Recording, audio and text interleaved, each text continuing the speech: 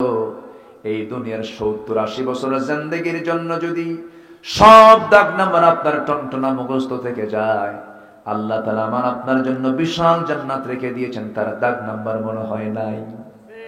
আসতে বলবেন না, তার দাগ নাম্বার আছে না নাই বলেন? আচ্ছা, সেই দাগ নাম্বার গুলো খুঁজে বের করতে হবে কোন কালাম থেকে? আসতে বলবেন না, কোন কালাম থেকে বলেন? জান্নাত কয়টা বলেন? জান্নাত কয়টা? আসতে বলবেন না, জান্নাত কয়টা?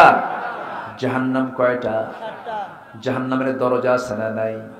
জান্নাতের দরজাগুলো আছে না নাই? চেনার দরকার আছে না নাই? চিনবো কি দিয়া বলেন? আজকে দুনিয়াতে আপনি চিনলেন না, লাইন গার্ড বুঝলেন না, কিয়ামতের দিন আপনি জান্নাত খুঁজে বের করবেন কেমনে? কেমনে জান্নাত খুঁজে বের করবেন? সাধারণ একটা মোবাইল কিনতে গেলে তার ক্যাটালগ আছে না নাই? এই যে ক্যামেরা কিনছেন, ক্যাটালগ আছে না?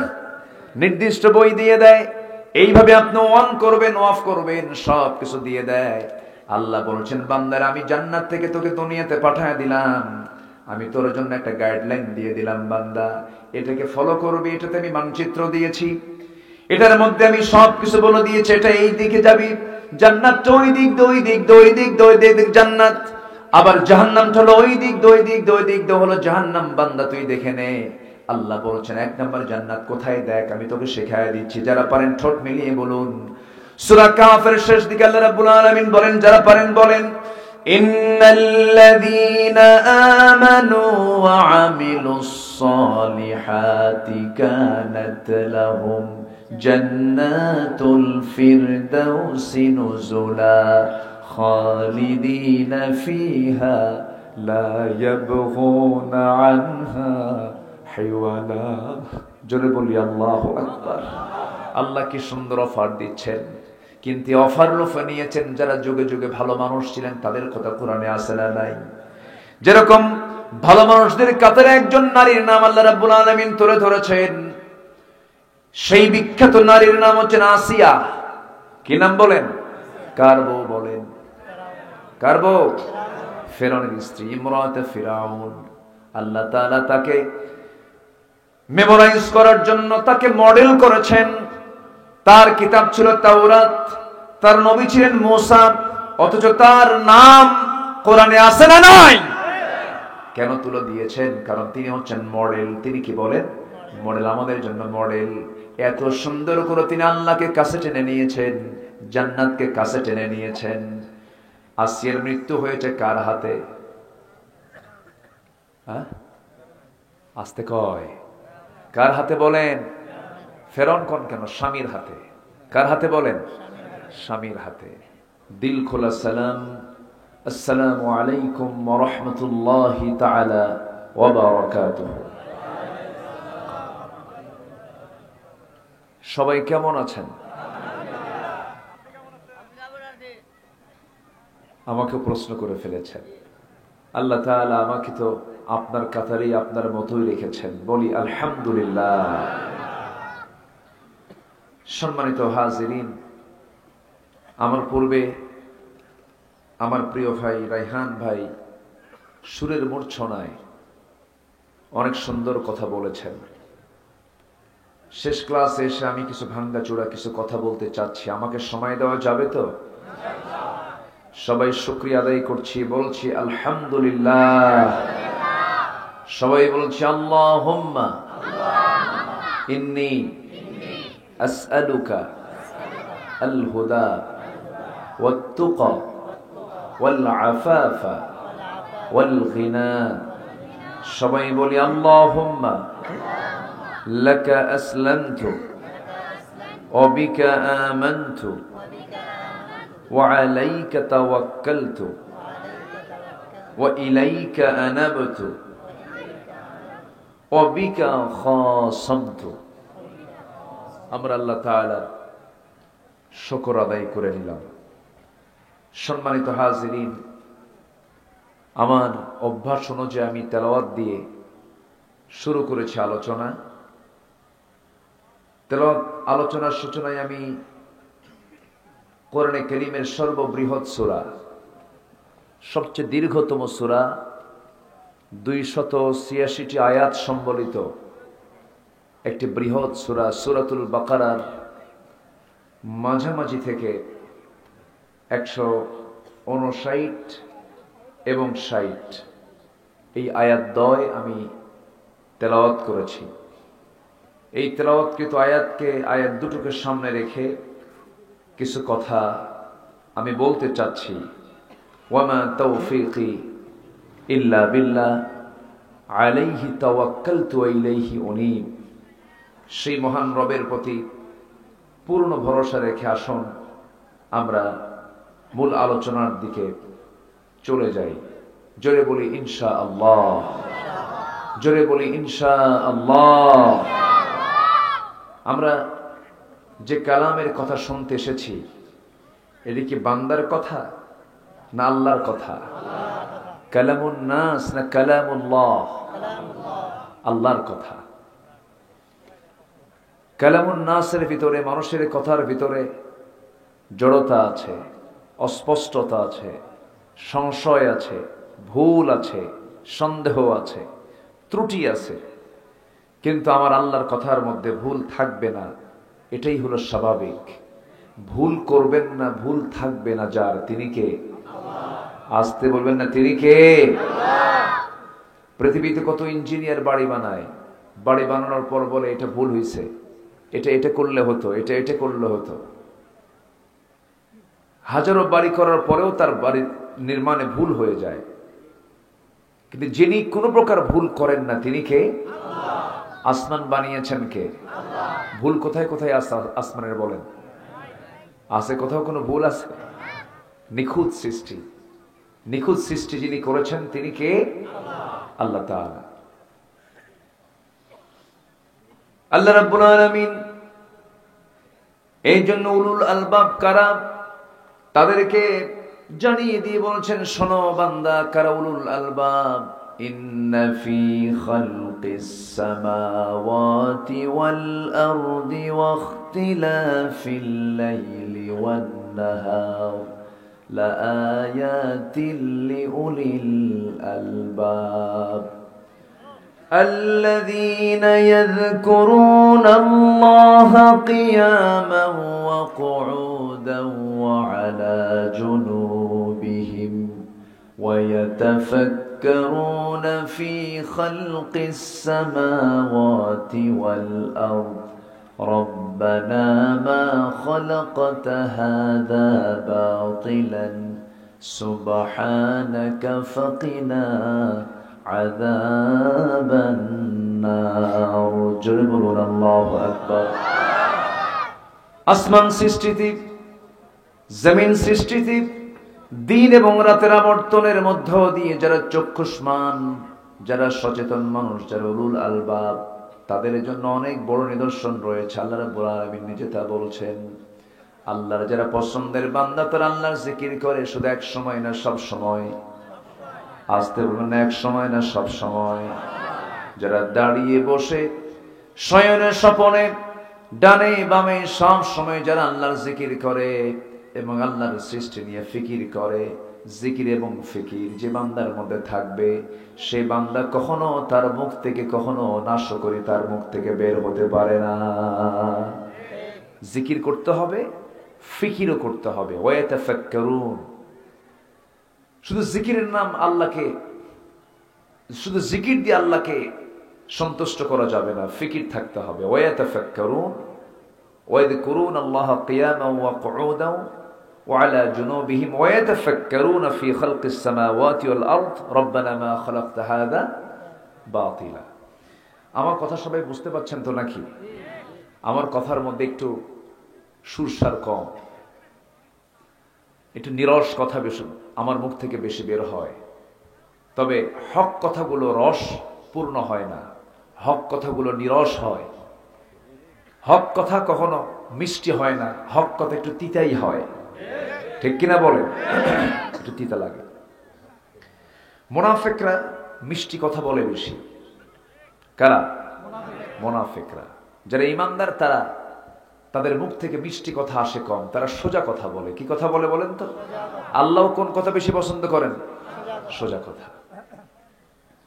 আল্লাহ রাব্বুল আলামিন বলেন, ইয়া আইয়ুহাল্লাযীনা আমানু ইত্তাকুল্লাহা ওয়া কুলু কওলান সাদীদা يصلح لكم أعمالكم ويغفر لكم ذنوبكم ومن يطع الله ورسوله فقد فوزا عظيما جربنا الله أكبر ইমানদাররা তোমরা আল্লাহর ভয় ছাড়া কাউকে ভয় করবে না এবং যখন কথা বলতে যাবে সোজা সাপটা কথা বলবে নিয়ে নিক্কণ সুরে, শুধু রস লাগায় লাগায় কথা বলতে যাবে না, সোজা কথা বলবে। এবং একটা কথা জেনে রাখবে, সোজা কথা যদি বলতে পারো আল্লাহ বলছেন তোমার সমস্ত আমলগুলো আল্লাহ রাব্বুল আলামিন ঠিকঠাক করে দিবেন। শুধু ঠিকঠাক করবেন না, তোমার তামাম জিন্দেগীর সমস্ত গুনাহগুলো মাফ করে দিবে। তাহলে সোজা কথা বলার পুরস্কার আছে না নাই? আছে। একটু মনোযোগ দিয়ে আমরা শোনার চেষ্টা করি। যে কজন ভাই এখানে বসে আছি, এই কজন ভাইও যদি এলাকায় যদি প্রত্যেক ব্যক্তি যদি আমরা আমল করতে পারতাম, সমস্ত পরিবর্তন হয়ে যেত। কিন্তু দুঃখজনক হলেও সত্য, আমার দেশে ওয়াজ বেশি না আমল বেশি? বলেন কি বেশি? ওয়াজ বেশি, আমল তো নাই বললেই চলে। হাজার হাজার মানুষ মাহফিলে আসেন, চোখের পানি ফেলে ফেলে আল্লাহর দরবারে প্রার্থনা করে কেঁদে কেঁদে বাপ মার জন্য দোয়া করেন, নিজের জন্য দোয়া করেন। রাত 12টা-1টা বেজে গেল, বাড়িতে ফেরার পরে দেখা গেল ফজর গেছে, ফজর নামাজ পড়ে নাই, যোহর নামাজ পড়ে নাই, আসর নামাজ পড়ে নাই। কিন্তু যখন বলা হয় ওয়াজ তো শুনলেন, বলতেছে ওয়াজ শুনলে তো বড় মজা লাগে, কিন্তু ফজরের নামাজের ওযুর পানি বড় ঠান্ডা লাগে। আছে কিনা বলেন? আছে না? আচ্ছা, লাভটা হলো কি? আমার বন্ধুগণ, এই দুনিয়াটা আমলের জায়গা। কিসের জায়গা বলেন? মরার পরে কি আমল করার কোনো সুযোগ আছে নাকি? ইনকাতা আমালুহু, সমস্ত আমলের দরজা তার বন্ধ হয়ে যাবে। তবে 3টা দরজা খোলা থাকে। ইল্লা মিন সালাসাতিন, ইল্লা মিন সাদাকাতিন জারিয়াহ, সাদকায়ে জারিয়া যদি কেউ করে যায়, নেক সন্তান যদি কেউ রেখে যায়, নাম্বার 3 হলো উপকারী জ্ঞান, দ্বীনের জ্ঞান যদি কেউ বিতরণ করে যায়। এই 3টা সওয়াব কবরে বসে বসে কিয়ামত পর্যন্ত এই সমস্ত বান্দাগুলো পাবে। কিন্তু মরে গেছেন, নামাজ পড়ার সবার পাওয়ার সুযোগ নাই, ভালো কাজ করার কোনো সুযোগ নাই, নেক আমল করার কোনো সুযোগ নাই। তাহলে মরার আগে আমল দরকার না মরার পরে আমল দরকার? বলেন বলেন, কিসের আগে বলেন? মরার আগে। আমি একটু লম্বা সময় কথা বলবো, আমাকে সময় দেবেন তো নাকি? ইনশাআল্লাহ। আমার বন্ধুগণ, যে কালাম নিয়ে বসেছি আমি, গত মাসের 14 তারিখ এই পাশে এসেছিলাম, কি জানো, আলাদিপুর। সেখানে সূরা মুনাফিকুনের শেষ আয়াত থেকে কথা বলেছি। আজকে আমি সূরাতুল বাকারা থেকে কথা বলছি। আল্লাহ রাব্বুল আলামিন কোন বান্দাদের তওবা কবুল করবেন, কোন বান্দাকে মাফ করবেন, সেই বিষয়ে আল্লাহ রাব্বুল আলামিন এই 2টা আয়াতের মধ্যে বলে দিয়েছেন। তবে হ্যাঁ, আল্লাহ কিছু কিছু বান্দাকে লানত দেন, কোন কোন আমল করলে পরে লানত দেন, আর কোন কোন আমল করলে পরে তাকে মাফ করে দেন। আমরা এই 2টা আয়াত থেকে তা শিখে যাব। জোরে বলি ইনশাআল্লাহ। আমরা কি আল্লাহর লানত চাই নাকি না ক্ষমা চাই? লানত চাই না ক্ষমা চাই? কোন কোন আমল করলে বান্দা লানত প্রাপ্ত হবে? আল্লাহ যদি কাউকে লানত দেয়, উপায় আছে? বলেন তো, উপায় আছে? আল্লাহর লানত থেকে বাঁচতে হবে, আল্লাহর পক্ষ থেকে ক্ষমা পেতে হবে। আল্লাহ যদি কাউকে ক্ষমা করেন, আল্লাহ যদি কাউকে মাফ করেন, পৃথিবীর কারো কাছে আল্লাহর কৈফিয়ত দেওয়া লাগবে না। আল্লাহ রাব্বুল আলামিন আমাকে ক্ষমা করবেন, আল্লাহ তাআলা নিজে তওবা, আল্লাহ তাআলা নিজে ওয়াদা করেছেন, বান্দা আমি তোমাকে মাফ করে দেব। কিছু কাজ তোমাকে করতে হবে, কিন্তু কিছু কিছু এমন এমন বদ আমলগুলো আছে, যে বদ আমলগুলো করলে আমি তোমাকে নিজে লানত দেব। অভিসম্পাদ আল্লাহর পক্ষ থেকে নেওয়া যাবে না। কোন আমল করলে পরে আল্লাহ নবীর সম্পদ চলে আসবে। আসুন ধীরে ধীরে সে আলোচনার দিকে আস্তে আস্তে চলে যাচ্ছি। আমার বন্ধুগণ, শুরু করেছি আমরা জিকির করব, ফিকিরও করব। জিকির করব কার? আসতে বলুন না কার? ফিকির করব কাকে চেনার জন্য? ফিকির মানে গবেষণা। ফিকির মানে কি? গবেষণা, একটু চিন্তা করা। গুরুর কোনো চিন্তা আছে কন্ত? গুরুর চিন্তা একটাই, খাবো আর ঘুমাবো। গরুর চিন্তা হলো খাওয়ার, পায়খানা করা। এই জন্য গরু দুনিয়া থেকে বিদায় নিয়ে নেবে, তার হিসাব নাই, পরকাল নাই, আখিরাত নাই, বিচার নাই, মিজান নাই, কোনো পাপ পুণ্যের কোনো বিচার হবে না। মরার মধ্য দিয়ে তার শেষ হয়ে যাবে। কিন্তু আদম সন্তান বান্দা যখন দুনিয়া থেকে বিদায় নেবে, তার জীবন শেষ না শুরু? আসতে পারে তার জীবন শেষ না শুরু? তার জীবনটা শুরু হয়ে যাবে। এই জীবন ফুরাবে না, দুনিয়ার জীবন ফুরে যাবে। আল্লাহ রাব্বুল আলামিন সেই জন্য বলছেন, ওয়ালাল আখিরাতু খায়রুল লাকা মিনাল উলা। ও বান্দা, দুনিয়ার চাইতে আখিরাতটাই তোমার জন্য অবশিষ্ট হয়ে যাবে। ওয়াল আখিরাতু খায়রু ওয়া আবকা। আখিরাতটাই হলো শ্রেষ্ঠ, আখিরাতটাই হলো অবশিষ্ট, এটাই তোমার জন্য থেকে যাবে। বান্দা, দুনিয়াতে একটু কষ্ট করে যাচ্ছ, কষ্ট হয়ে যাক, কিন্তু আখিরাতটাকে তুমি নষ্ট করতে যেও না। আখিরাত যার নষ্ট হয়ে যাবে তার সব শেষ হয়ে যাবে। এই যে আমরা বসে আছি, যদি সকালটা করতে পারি, ঘুম থেকে যদি জাগতে পারি, হবে সকাল। আর ঘুম থেকে যদি জাগতে না পারি, তখন দেখা যাবে সকাল না পরকাল? বলেন বলেন বলেন বলেন, কি? পরকাল।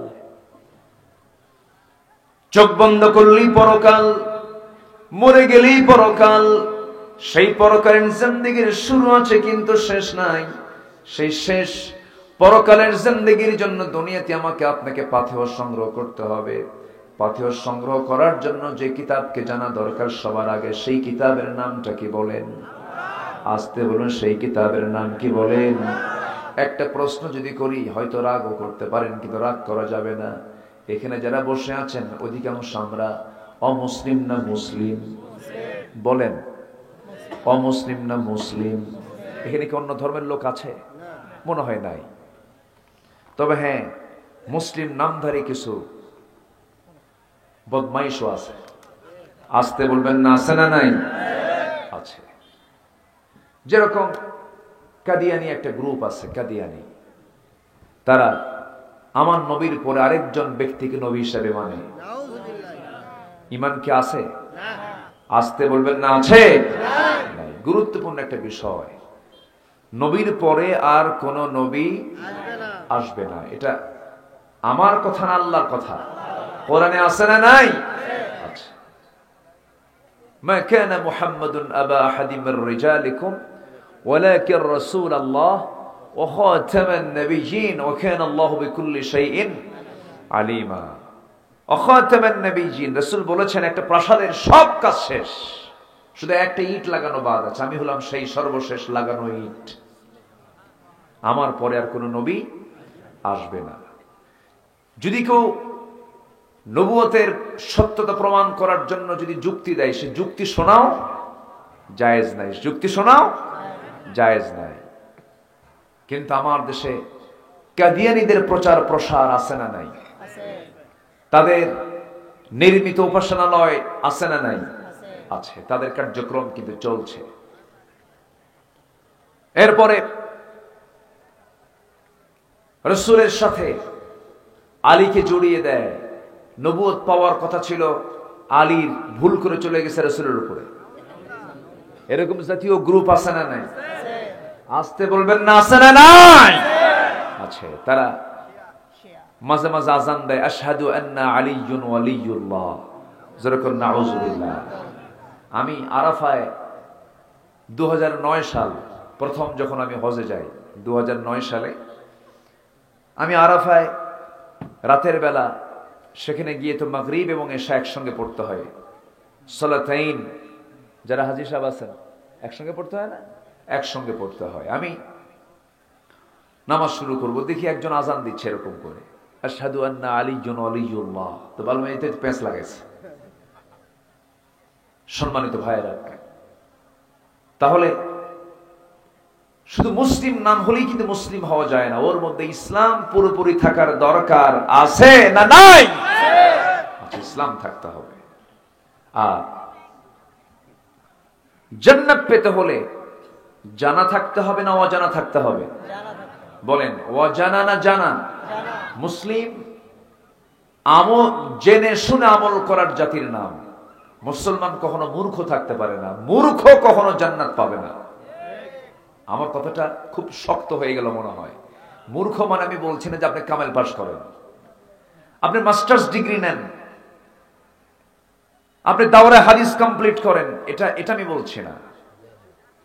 কোন সার্টিফিকেট আপনার লাগবে না, শুধু দরকার হলো কোনটা হালাল আর কোনটা হারাম, এতটুকু ন্যূনতম জ্ঞান অর্জন করার দরকার সব মুসলিমের আছে না নাই? অন্তত এই জ্ঞান থাকা দরকার কোন আলেম হক কথা বলে আর কোন আলেম বেদাতি কথা বলে, এটা জানার দরকার আছে না নাই? কষ্ট পাচ্ছেন নাকি আপনারা? মাছ কিনতে গেলে কোনটা টাটকা মাছ আর কোনটা বাসি মাছ, পচা মাছ, এটা কিন্তু ঠিকই চিনি আমরা, চিনি না? চিনি। যদি আমি প্রশ্ন করি এই জায়গায় যারা মুসলমান বসে আছেন, কোরআনটাকে সহি করে পড়তে পারেন, এই সংখ্যার হাত কি বেশি উঠবে নাকি? বেশি কিন্তু উঠবে না। কোরআনটাকে সহি করে পড়তে পারেন কজন ভাই? হাত তো বেশি উঠবে না, হয়তো খুব কম সংখ্যক হাত ওঠা দেখা যাবে। এই সমস্যা শুধু এই এলাকার সমস্যা নয়, এই এলাকার সমস্যা শুধু এটা নয়, এটা হলো আঞ্চলিক সমস্যা না, এটা হলো জাতীয় সমস্যা। কি সমস্যা বলেন? জাতীয় সমস্যা। এই মালয়েশিয়াতে কয়েক মাস আগে আমার সফর ছিল, মালয়েশিয়া গিয়েছিলাম। সেখানকার এমন কোন মুসলিম নাগরিক নাই যে নাগরিক শুধু নামাজ পড়বে না, নামাজ পড়াতে পারবে, ইমামতি করার যোগ্যতা রাখে। কেন জানেন? তাদের শিক্ষা সিলেবাসে সবার আগে কোরআন শিক্ষা বাধ্যতামূলক। কোরআন শেখাটা বাধ্যতামূলক করা হয়েছে। কিন্তু আমাদের দেশের শিক্ষা ব্যবস্থায় আগে যে সমস্ত কবিতাগুলো ছিল, গোলাম মোস্তফার কবিতা ছিল, কবি নজরুলের কবিতা ছিল, সেই কবি নজরুলের গোলাম মোস্তফার কবিতার জায়গায় ঢুকাই দিছে লাল গুরু। কি গুরু ঢুকাইছে? লাল গুরু ঢুকাইছে। জড়তে দেয় না। সমাজের মধ্যে ঘাপটি মারা কিছু নাস্তিকের বাচ্চা আছে না নয়? আছে। এরা চায় এই জাতিকে ইসলাম থেকে দূরে রাখতে। শিক্ষা জাতির মেরুদণ্ড। শিক্ষা জাতির কি? আমরা পড়ি নাই? শিক্ষা জাতির মেরুদণ্ড। কোন শিক্ষা? সুশিক্ষা না কুশিক্ষা? সুশিক্ষা শ্রেষ্ঠ শিক্ষা কিসের শিক্ষা? কোরআনের শিক্ষা। ইসলাম কোথাও বলেনি মেডিকেল সায়েন্স ইসলাম নয়। কোরআন কোথাও বলেনি ইঞ্জিনিয়ারিং এবং টেকনোলজি এই শিক্ষাগুলো ইসলাম নয়। ইসলামের বাইরে কোনো শিক্ষা নাই। মেডিকেল ইসলাম, সায়েন্স ইসলাম, টেকনোলজি ইসলাম, সব ইসলাম, সবই ইসলাম। ইসলামী শিক্ষা আর সাধারণ শিক্ষা বলতে এগুলো ভুয়া কথা, এগুলো বানানো কথা। সব ইসলাম। যেটা শিক্ষা নয় সেটা কোনো, যে শিক্ষার সাথে মানবতার কল্যাণ নাই সেটা কোনো শিক্ষাই নয়। ঠিক কিনা বলেন? যারা মেডিকেলে পড়ে তারা কি ইসলামের বাইরে? এটা কি ইসলামের বাইরে শিক্ষা? সম্মানিত ভাইরা, কিন্তু আজকে ভুল তথ্যগুলো আমাদেরকে দেওয়া হচ্ছে। একজন চিকিৎসক যদি ভালো চিকিৎসা সেবা দেন, ভালো ঈমান নিয়ে মারা যান, সেবার মতো বড় কাজ পৃথিবীতে নেই, সে জান্নাতি। জোরে বলে সুবহানাল্লাহ। আরো জোরে বলে সুবহানাল্লাহ। আমার বন্ধুগণ, আমার ভাইয়েরা, যদি এখানে বলি যারা বসে আছেন সবাই তো মুসলমান, তাহলে কোরআন সহি করে পড়তে পারি, হাতটা কম উঠবে। যদি বলি নামাজি বেশি না বেনামাজি বেশি? বলেন বলেন বলেন বলেন। বেনামাজি বেশি। তাহলে আমরা মুসলমান, কোরআন সহি করে পড়তে পারি না। আবার আমরা মুসলমান, নামাজ বেশি সংখ্যক লোক নামাজ পড়ি না। যদি আমরা বলি এখানে আর একটা প্রশ্ন করব, দাড়িওয়ালা লোক বেশি না দাড়ি ছাড়া লোক বেশি? বলেন বলেন। কিন্তু উম্মতে মুহাম্মাদি, আমরা নবীর উম্মত, যে নবীর উম্মত তার মুখে মনে হয় দাড়ি ছিল না। আস্তে কোন কেন ছিল কিনা বলেন? আপনাকে কোন চেতনা আপনাকে বাধা দিল আপনি দাড়ি রাখেন না? কোন চেতনা আপনাকে বাধা দিল আপনার দাড়ি রাখতে সমস্যা হয়ে গেছে? অথচ আদম থেকে শুরু করে আমার রাসূল পর্যন্ত যত নবী ছিলেন, সব নবী সমস্ত রাসূল ছিলেন দাড়ি ছাড়া না দাড়িওয়ালা? দাড়িওয়ালা। আপনি এই প্রশ্ন কেন করতে যাবেন, হুজুর দাড়ি রাখা সুন্নত না নফল না ওয়াজিব? এমন প্রশ্ন করবেন কেন? এমন প্রশ্ন করার তো দরকার নেই। আপনার এমন প্রশ্ন করা মানে আপনার মতলব ঠিক নাই, আপনি দাঁড়িয়ে রাখতে চান না, এই জন্য আপনি প্রশ্ন করছেন।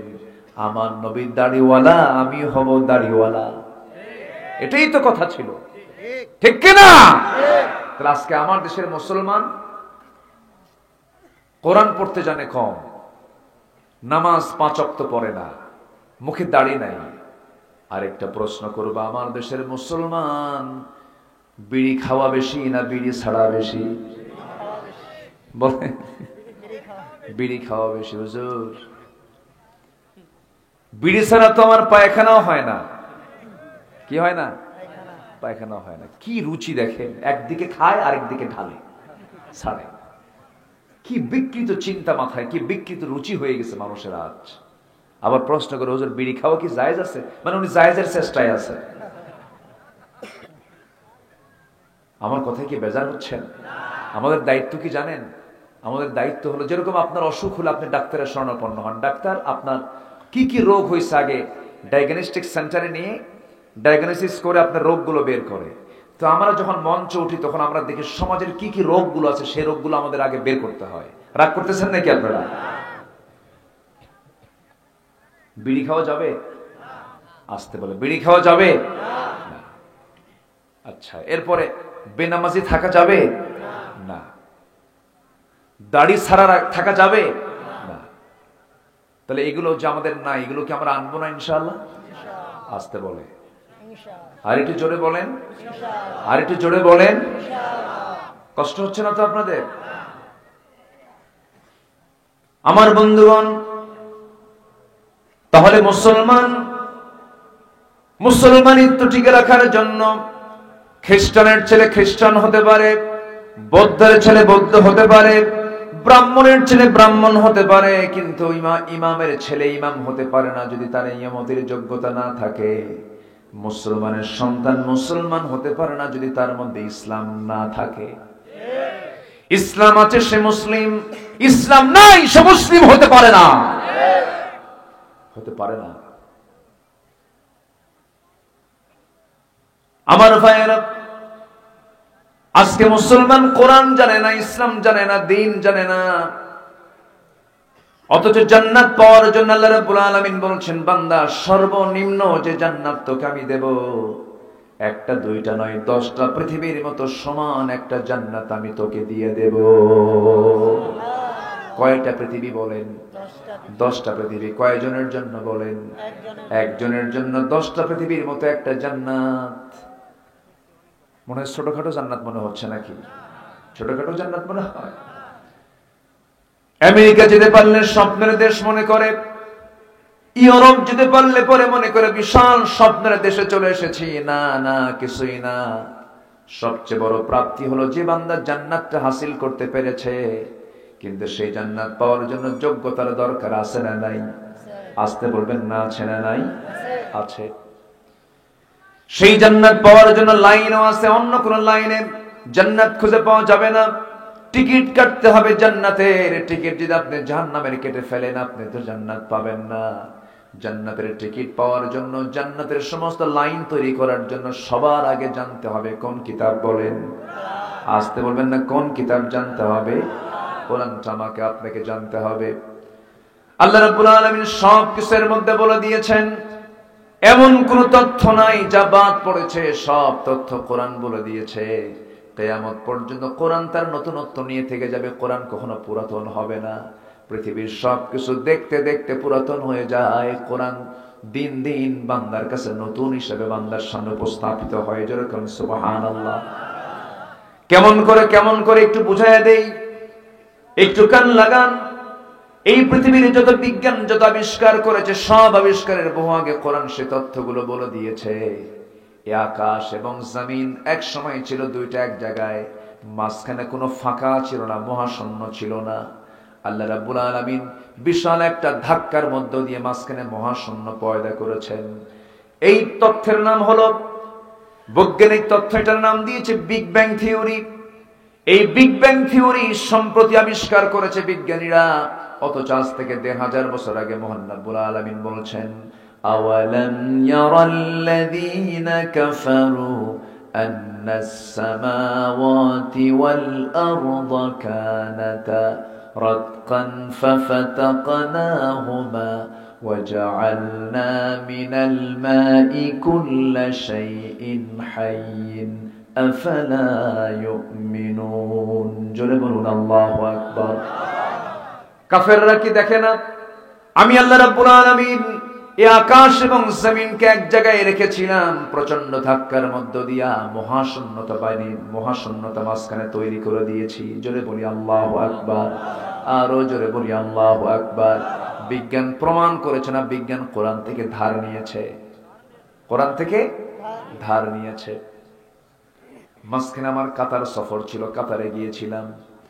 কাতার থেকে গত সেপ্টেম্বরের 20 তারিখ যখন আমি আসতেছিলাম, কাতার দোহা টু ঢাকা যখন আসতেছিলাম, বিমান শূন্যে চড়ছে, হাজার হাজার ফিট উঁচুতে, নিচে বিশাল বড় মেঘমালার স্তর লক্ষ্য করছি। দিনের বেলা, ঠিক দুপুর বেলা, সূর্যের কিরণ, আমি উইন্ডো সাইডে বসা ছিলাম, জানালার পাশে বসা ছিলাম, দেখতেছি বিশাল একটা মেঘমালার স্তর।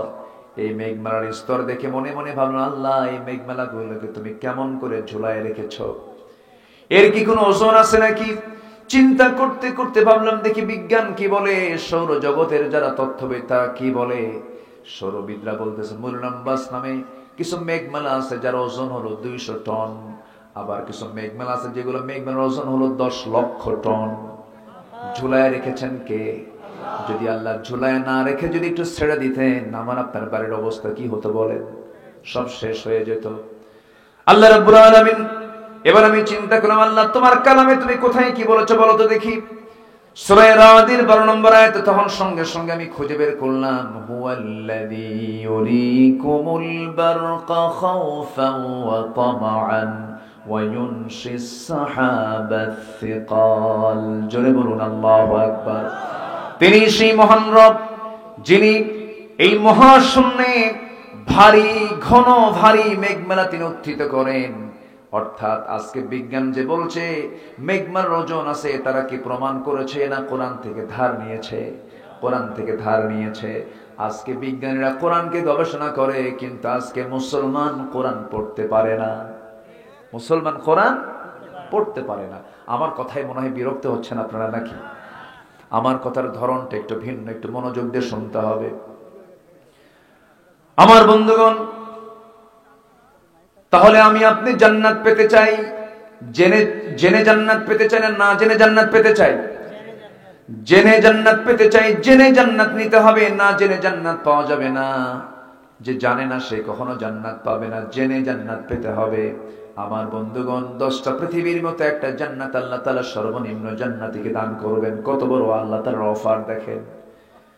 আমার ভাইয়েরা, যদি কোনো চাচাকে বলি, চাচা কোরআনটা আপনি পড়তে পারেন না কেন, কোরআন পড়েন না কেন? বাবা বুড়া হয়ে গেছি, দাঁতগুলো পড়ে গেছে, চোখে কম দেখি, মাথায় বুদ্ধি আসে না, মুখে আসে না, বাবা কোরআন পড়তে পারি না।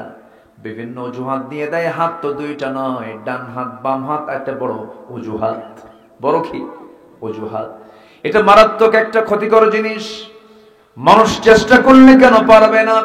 কিন্তু ওই চাচাকে যখন বলি, চাচা আপনি বলেন তো, আপনার যে দাড়িদহ বাজারে, মোকামতলা বাজারে, ময়দান হাটটা ইউনিয়নের মোড়ে, মাটিডালির মোড়ে আপনার যে 10% একটা জায়গা ছিল, সেই 10% জায়গার দাগ নাম্বার কত?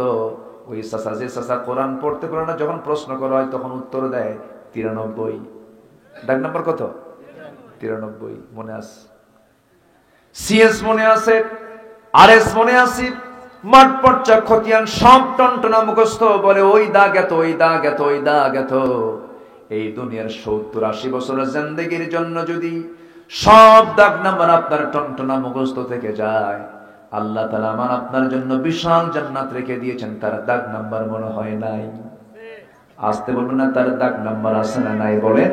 আচ্ছা, সেই দাগ নাম্বার গুলো খুঁজে বের করতে হবে কোন কালাম থেকে? আসতে বলবেন না, কোন কালাম থেকে? বলেন। জান্নাত কয়টা?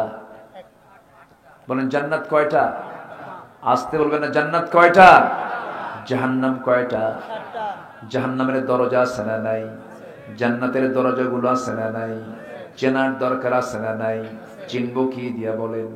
আজকে দুনিয়াতে আপনি চিনলেন না, লাইন গার্ড বুঝলেন না, কিয়ামতের দিন আপনি জান্নাত খুঁজে বের করবেন কেমনে? কেমনে জান্নাত খুঁজে বের করবেন? সাধারণ একটা মোবাইল কিনতে গেলে তার ক্যাটালগ আছে না নাই? এই যে ক্যামেরা কিনছেন, ক্যাটালগ আছে না?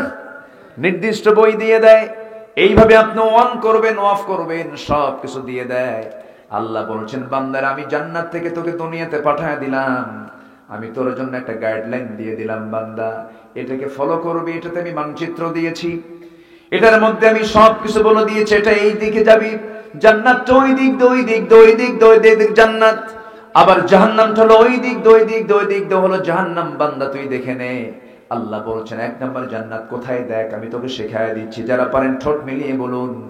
সূরা কাফের শেষ দিকে আল্লাহ রাব্বুল আলামিন বলেন, যারা পারেন বলেন, ইন্নাল্লাযীনা আমানু ওয়া আমিলুস সালিহাতি কানাত লাহুম জান্নাতুল ফিরদাউসি নুজুলা খালিদিনা ফিহা লা ইয়াবগুনা আনহা হিওয়ালা। জোরে বলি আল্লাহু আকবার। আল্লাহ কি সুন্দর অফার দিচ্ছেন, কিন্তু অফার লোফে নিয়েছেন যারা যুগে যুগে ভালো মানুষ ছিলেন, তাদের কথা কোরআনে আছে না নাই? যেরকম ভালো মানুষদের কাতারে একজন নারীর নাম আল্লাহ রাব্বুল আলামিন তুলে ধরেছেন। সেই বিখ্যাত নারীর নাম হচ্ছে আসিয়া। কি নাম বলেন? কার বউ? বলেন কার বউ? ফিরআউনের স্ত্রী, ইমরাতে ফিরাউন। আল্লাহ তাআলা তাকে মেমোরাইজ করার জন্য তাকে মডেল করেছেন। তার কিতাব ছিল তাওরাত, তার নবী ছিলেন মুসা, অথচ তার নাম কোরআনে আছে না নাই? কেন তুলে দিয়েছেন? কারণ তিনি হচ্ছেন মডেল। তিনি কি বলেন? মডেল, আমাদের জন্য মডেল। এত সুন্দর করে তিনি আল্লাহকে কাছে টেনে নিয়েছেন, জান্নাতকে কাছে টেনে নিয়েছেন। আসিয়ার মৃত্যু হয়েছে কার হাতে? আস্তে কয়, কার হাতে বলেন? ফেরাউন কোন কেন? স্বামীর হাতে। কার হাতে বলেন? স্বামীর হাতে। মায়েরা কি মাহফিলে আছে? হ্যাঁ, মায়েরা আছে মাহফিলে? মায়েরা আছে কি? মায়েরা আছে? বলি আলহামদুলিল্লাহ। যারা উপস্থিত মায়েরা আছেন একটু কান লাগান। অনেক মহিলা আছে বলেন, হুজুর আমার স্বামী ভালো না। আমি তাদেরকে বলবো, আমার মা, আপনি যে বলছেন আপনার স্বামী ভালো না, আপনার স্বামী কি ফেরাউনের চেয়ে খারাপ নাকি? ফেরাউন তো ভয়ঙ্কর ছিল, ফেরাউন তো ডেঞ্জারাস ছিল। আসিয়া আলাইহিস সালাতু ওয়াস সালাম কালিমা যখন গ্রহণ করলেন, ফেরাউনের কানে যখন সংবাদটা চলে গেছে, ফেরাউন বলছে, আসিয়া শুনতে পেলাম তুমি নাকি কালেমা পড়ে মুসলমান হয়েছো। আসিয়া বলছেন, আপনি শুনবেন কেন? আপনি দেখেন, আশহাদু আল্লা ইলাহা ইল্লাল্লাহ। বুকে কোনো ভয় আছে নাকি? আসতে বলবেন না, আছে নাকি? এই ছেলে, এই কই যাও? বসো বসো। কষ্ট হচ্ছে নাকি আপনাদের? রাগ করছো? রাগ করা যাবে না। এখান থেকে যখনই কি উঠবেন, ভাববেন যে শয়তান পিছন থেকে কিন্তু ওয়াসওয়াসা দিচ্ছে। শয়তান খুব মারাত্মক, ও রগে রগে ঢোকে, শিরায় শিরায় ঢুকে যায়। সে চেষ্টা করে কেমন করে এই জায়গা থেকে উঠানো যায়। বসে, এক একজন দায়িত্বশীল ভূমিকা পালন করব আমরা। এখানে আমরা সব বসে আছি কোরআনের সৈনিক, বলি আলহামদুলিল্লাহ। কিসের সৈনিক বলেন? ফেরেশতারা সওয়াব লিখতেছে। এবং এই জায়গার কি দাম, কি মর্যাদা যদি মানুষ বুঝতো, যদি জানতো, ওঠা তো দূরে থাক, বসার জন্য কম্পিটিশন শুরু করে দিত। এত বরকতময় জায়গা হলো এটা। বিনা কারণে আমরা কেউ নড়বো না। জোরে বলি ইনশাআল্লাহ। সম্মানিত ভাইরা, একটু কান লাগান। আসিয়া আলাইহিস সালাতু ওয়াস সালামের মৃত্যু হলো কার হাতে বলেন তো? স্বামীর হাতে। কেন? স্বামী স্ত্রী গন্ডগোল লাগছিল দুনিয়া নিয়ে? কি নিয়ে গন্ডগোল লাগছে বলেন? ঈমান নিয়ে। বলেন কি নিয়ে? বলেন কি নিয়ে? কি নিয়ে? কি নিয়ে? ঈমান। আজকের কি স্বামী বউদের মধ্যে কি ঈমান নিয়ে গন্ডগোল লাগে? কি নিয়ে গন্ডগোল লাগে? হ্যাঁ, তুমি কি আমার বিয়ের বর্ণনার টাকা দিছো? বিয়ে তো করছো ফাঁকি কইরা, ফাঁকি দিয়ে বিয়ে করছো, মরণের টাকা দিছো না। তুমি জীবনে দিছো কি? তুমি আমারে কও, এ তো কসু দিছো তুমি, এই নিয়ে তো গন্ডগোল লাগে। হ্যাঁ, এই দেখেন, শুধু আমি কি ওয়াজ পারি? আমার মতো মেয়ে দেখে তোমার সঙ্গে আমার সংসার হচ্ছে, এরকম খোটা মারা মহিলা তো শিবগঞ্জে কোথাও খুঁজে পাওয়া যাবে না। আছে না নাই? আর যদি স্বামী একটু কালো হয় আর বউটা যদি একটু ধলা হয়, চামড়া একটু সাদা, তাহলে তো কাম সারা। মাঝে মাঝেই বলবে, তুমি কি তোমার চেহারা দেখছো? টাইনার দিকে দেখো তো, তোমার সঙ্গে যে আমার বিয়ে হয়েছে তোমার 14 গোষ্ঠীর কপাল। আছে না নাই? আচ্ছা, এগুলো করা যাবে না মা। আবার পুরুষদেরকে বলবো, একটু বউটা একটু কালো হয়েছে, কালো বউ বিয়ে হয়েছে, তকদিরে ছিল, আছে, সাদা করেন কে? কালো করেন কে? লম্বা করেন কে? খাটো করেন কে? চিকন করেন কে? মোটা করেন কে? দোষ কার? আল্লাহ। আল্লাহর দোষ, মানুষেরও না। ফয়সালা কার? আসতে বলবেন না, ফয়সালা কার? আল্লাহ পাকের। এগুলো নিয়ে কথা বলতে নেই। বউটি একটু কালো হয়েছে, বিয়ে শাদী করার 3 দিন পর কান্দে। এই কান্দিস কেন? কি হয়েছে? নতুন বউ বিয়ে করে আনছিস, কান্দিস কেন? কাঁদতে কাঁদতে বলে, সুমনের বউটা কত সুন্দর, আমার বউটা কালো। দেখছেন, নজর গেছে সুমনের বউয়ের দিকে।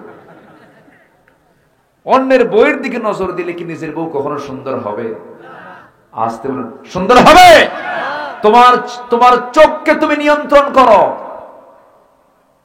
তুমি পৃথিবীর কোন নারীর দিকে তাকাও না, শুধু স্ত্রীর দিকে তাকাও। তোমার কাছে মনে হবে তোমার স্ত্রী হচ্ছে পৃথিবীর সবচেয়ে সুন্দরী নারী। এই চিকিৎসায় চলো, তাহলে তোমার সব রোগ ঠিক হয়ে যাবে। এই ট্রিটমেন্ট নাও। তাকাতে হবে অন্যের বউ না নিজের বউ? আসতে কয়, অন্যের বউ না নিজের বউ? নিজের বউর দিকে তাকাতে হবে। একজন প্রশ্ন করছে, যার বউ নাই? আমি শুনি তো, কথা শুনতেছি তো। যার বউ না সে কোন দিকে তাকাবে? তাই না? কি জটিল প্রশ্ন দেখেন। সেদিন আমাকে একজন প্রশ্ন করছে ফোনে, হুজুর একটা প্রশ্ন করি। কি বলে? কোথা থেকে? কমক জায়গা থেকে। হুজুর আমি নাম বলবো না, আমি আপনাকে পরিচয় দেব না, একটা প্রশ্ন আছে। কি প্রশ্ন বলো? হুজুর আজ 2 বছর যাবত একটা মেয়ের সঙ্গে আমার রিলেশন, 2 বছর।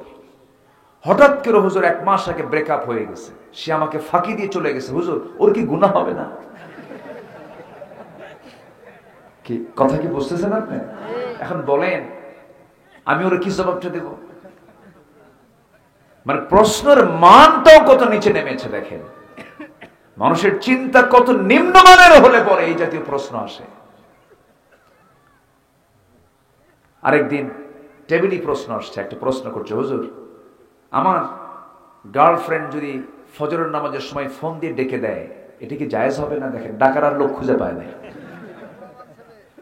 কোথায় যাবেন আপনি? যুবকরা, তোমাদের জন্য কিছু মেসেজ আমি দেব ইনশাআল্লাহ। কারণ একটা জাতি গড়ার জন্য বুড়া মানুষ দরকার না যুবকরা দরকার? কারা দরকার বলেন? যুবক দরকার। এই দেশের যুবক সমাজকে ধ্বংস করার জন্য যুবকদের হাতে এক শ্রেণীর নেতৃস্থানীয় ব্যক্তিবর্গ যুবকদের হাতে নারী তুলে দিয়েছে আর নেশা তুলে দিয়েছে। যে নেতা তোমার হাতে মদের বোতল তুলে দেয় আর জেনা করার জন্য নারী তুলে দেয়, ওই সমস্ত নেতৃত্বের মুখে আমরা জুতা মারি, থুতু মারি। রাজি আছেন কারা কারা? হাত উঁচু করে দেখান মুসলমান।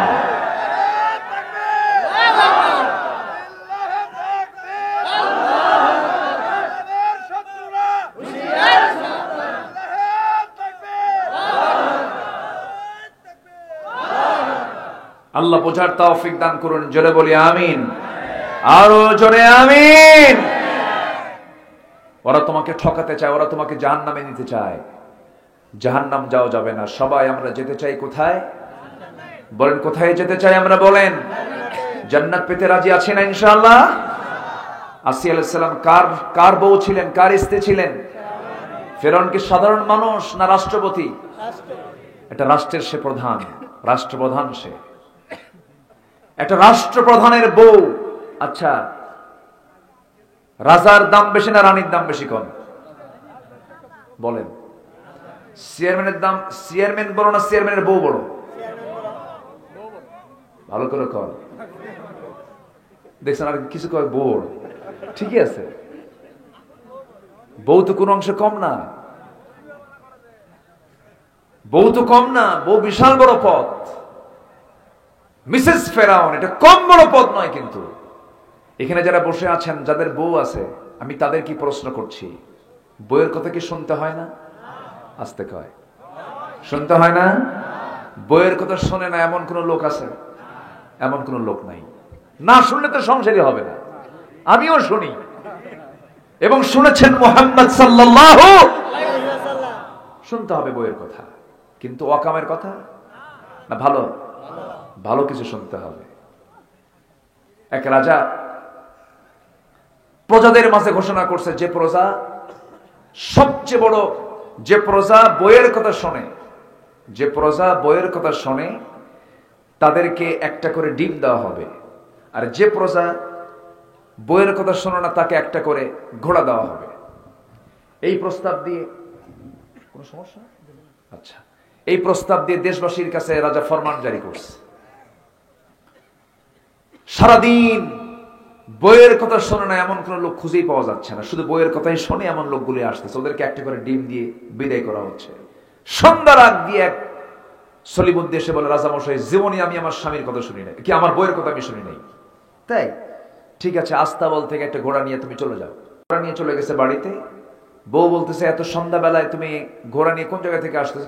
ঘোড়াটা নিয়ে আসলাম। তো ঘোড়া আনছো, কালো ঘোড়া আনছো কেন? এটা কোনো কালার হলো নাকি? যাও ঘোড়া পাল্টায় লাল ঘোড়া নিয়ে আসো। আচ্ছা ঠিক আছে। রাজার দরবারে গিয়ে বলতেছে, রাজা মশাই, ঘোড়া তো কালো হয়েছে, লাল হলে ভালো হয়। কে তুই আগে চিন্তা করিস নাই? কে চিন্তা করছিলাম, কিন্তু এরকম চিন্তা করে নাই। কিন্তু তোর এই বুদ্ধি দিল কে? বউ আমার শিখাই দিল। রাজা বলে, ঘোড়া থুইয়া ডিম নিয়ে যা। সন্ধ্যার পর রাজা ঢুকছে রানীর কাছে, রানীর সামনে দাঁড়ায় আছে। রানী হাসতে হাসতে বলছে, রাজা মশাই, পাইলেন কি? বইয়ের কথা শোনে না এমন কোন লোক? পাইছিলাম একটা, তাও সে আবার শেষে দেখি বইয়ের কথাই শোনে। এখন রানী বলে, রাজা মশাই, যারা বইয়ের কথা শোনে তাদেরকে ঠকানোর কি দরকার? একজনকে ঘোড়া দিবেন, আরেকজনকে ডিম দিবেন, এটা হলো? অন্তত ওদেরকে 5 কেজি করে চাল দেন, কিছু উপকার হবে। আচ্ছা ঠিক আছে। পরের দিন সকালবেলা উজিরদের নিয়ে রাজা মশাই বলতেছে, দেখো, যারা বইয়ের কথা শোনে তাদেরকে ডিম না দিয়ে 5 কেজি করে চাল দেওয়া হোক। খাদ্যমন্ত্রী বলে, রাজা মশাই, এই পরামর্শ আপনাকে দিল কে? বউ আমার শিখাই দিল। কথা কি বুঝতেছেন? এর মানে হলো সবাই বইয়ের কথা শোনে। তাহলে বইয়ের দাম আছে না নাই? বলেন। হুন্না লিবাসুল লাকুম ওয়া আনতুম লিবাসুল লাহুন্না। বিশাল ব্যাপার। আসিয়া আলাইহিস সালাতু ওয়াস সালাম যখন তিনি কালিমা গ্রহণ করলেন, ফেরাউন বলল, আসিয়া, তুমি এটা সত্যি তুমি কালিমা গ্রহণ করেছো নাকি, মানে এনেছো নাকি? আসিয়া বলছেন, আপনি আমাকে প্রশ্ন করেন কেন? আপনি শোনেন, আশহাদু আল্লা ইলাহা ইল্লাল্লাহ। ফেরাউন বলছে, আসিয়া, বড় মারাত্মক অপরাধ তুমি করে ফেলেছো। তুমি কি জানো এটার ফলাফল কি হতে পারে? আসিয়া বলছেন, স্বামী আমার, আমি আপনাকেও দাওয়াত দিচ্ছি, আসুন না আমরা দুজন মিলেই জান্নাতে থাকি। সুবহানাল্লাহ বলবেন। দুনিয়াতে আপনি আমার স্বামী, জান্নাতে আপনি আমার স্বামী থেকে যাবেন। আপনি কালিমা পড়ে মুসলমান হয়ে যান। ফেরাউন বলছে, আসিয়া, তুমি আমাকে যে প্রস্তাব দিচ্ছ সেই প্রস্তাব মানলে পরে আমার চেয়ার থাকবে না, আমার নেতৃত্ব থাকবে না, আমার কর্তৃত্ব থাকবে না। এই মিশর সাম্রাজ্যের সবকিছু আমি হারিয়ে ফেলবো। না না, তুমি আমাকে এমন প্রস্তাব দিও না, তুমি কালিমা ছেড়ে দাও। আসিয়া বলছেন, আমার স্বামী গো, ঈমানকে রক্ষার জন্য আমি হাসতে হাসতে মরে যাব, হাসতে হাসতে মৃত্যুর দুয়ারে পৌঁছে যাব, কিন্তু ঈমানের পথ থেকে আমি আসিয়া এক চুল পরিমাণ নড়ব না। জোরে বলে সুবহানাল্লাহ। আসিয়া আলাইহিস সালাতু ওয়াস সালাম শেষ পর্যন্ত কি করলেন? কঠিন চ্যালেঞ্জের মুখোমুখি হয়ে পড়লেন। চোখের সামনে ফেরাউন করলো কি? ফেরাউনের একজন দাসী ছিল, সেই দাসীটাকে ধরে ফেললো, আসিয়ার সামনে ধরে হাতের মধ্যে পেরেক দিল, ডান হাতে বাম হাতে দুই হাতে দুইটা পেরেক দিয়ে গেঁথে দিল, দুই পায়ের তালুতে পেরেক দিয়ে গেঁথে দিল, বেঁধে ফেলে দিয়া তাকে নির্মম ভাবে পাশবিক কায়দায় আসিয়ার সামনে টুকরো টুকরো করে দুনিয়া থেকে বিদায় করে দিল। বলা হলো, আসিয়া, একে যেমন করে মানলাম তোমাকে অন্য কায়দায় মেরে ফেলবে, এখনো সময় আছে, তুমি কি করবে বলো। অথচ দেখেন, সে আসিয়া ফার্স্ট লেডি, ফেরাউনের পরেই তার স্থান, যশ সম্মান খ্যাতির কোনো সমস্যা দুনিয়ার জীবনে ছিল না, সব তিনি পেয়েছিলেন। কিন্তু সব ছেড়ে তিনি চাইলেন জাহান্নাম না জান্নাত, জাহান্নাম না জান্নাত। জান্নাত চাইতে হলে দুনিয়ার সমস্ত অন্যায় কাজগুলো ছেড়ে দিতে হবে। আসলে দুনিয়াতে আছে না নাই? ফিলিস্তিনে যান, ফিলিস্তিনের মুসলমান হাসি মুখে জীবন দিচ্ছে না? হাসি মুখে জীবন দিয়ে দিচ্ছে। এত সুন্দর মানুষ হয়, আমি কি আলোচনা চালাবো না শেষ করে দেব? চালাবো, কোন আপত্তি নেই তো? জোরে বলি ইনশাআল্লাহ, জোরে বলি ইনশাআল্লাহ। এই থানার নাম শিবগঞ্জ কেন হলো? কোন শিব টিপ তো নাই এখানে, সব তো মুসলমান। বলি আলহামদুলিল্লাহ।